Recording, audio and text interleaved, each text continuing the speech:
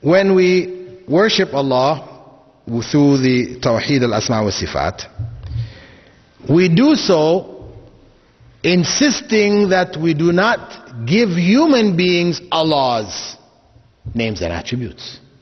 As we don't give Allah human attributes, or the attributes of His creation, we also should not give the creation the attributes of Allah, which is what has happened in certain groups. You can find it in the Old Testament, New Testament, where they speak of Melchizedek.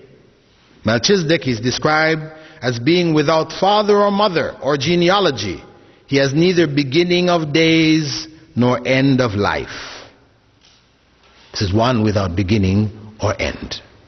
This is Allah. So we cannot give these descriptions to human beings. And this is the area within which, or through which, Shiites deviated from mainstream Islam. I know some people think it's because they believe in mut'ah, temporary marriage, or other things that they have in their system that they have made permissible, which the main body of Muslims do not allow. But this is not really the area of difference. The area of difference with Shiism is this area that they have given to their imams. It's all about the imams.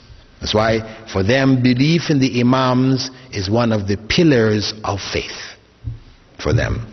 As we have Arkanul Iman, we have the 6 pillars of faith. For them, belief in the imams is one of their pillars of faith. What does belief in the imam mean?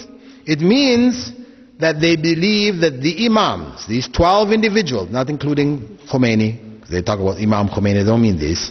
They mean Ali, Hassan, Hussein, those are his 2 sons, and from Hussein another 9 descendants who they call together the 12 imams.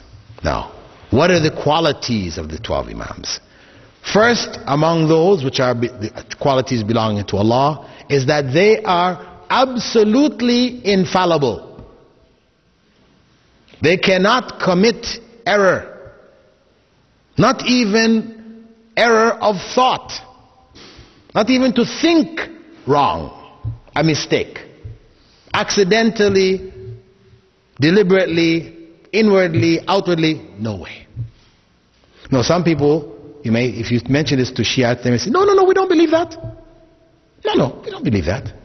Well, there is a book called The Faith of Shia Islam. And it's not one book, but there are many books like this, written by Muhammad Rida al-Muzaffar, one of their scholars, in which he states there on page 35, on page 32, we believe that an imam must be infallible. That is to say, incapable of making errors or doing wrong, either inwardly or outwardly, from his birth to his death, either intentionally or unintentionally. What does that mean? We say that is Allah, incapable of error. Otherwise, as the Prophet ﷺ said, all of Adam's descendants commit errors, including the imams, including the prophets. So this is the beginning of their deviation. Secondly, they claim that the imams have absolute knowledge. They have knowledge of everything. Everything that was and would be, past, present, future, and this knowledge is intrinsic to them. We say that is Allah. Only Allah has knowledge of all things. And again, you will find Shiites will say, no, we don't believe this. But when we go to the faith of Shia Islam, as well as the book called Islam, put together in Tehran by a group of Muslim brothers, edited by Saeed Akhtar Rizvi, we find there Muzaffar saying in the same book, same pages, We maintain that the powers of the Imams to receive inspiration has reached the highest degree of excellence. And we say that it is a divinely given power. Well, however you say they got it, think about what it says. By this means, the Imam is able to understand information about anything, anywhere, and at any time. What does that mean? Knowledge about anything, anywhere, at any time. And of course, you will find in their main book of hadith, equivalent to our Bukhari, Al-Kafi, chapters which headed, the Imams know when they're going to die, where they're going to die, all this kind of information.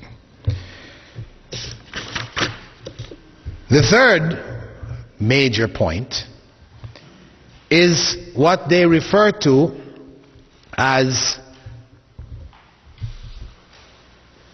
al-wilaya at-takwiniya or al-khilafa at-takwiniya.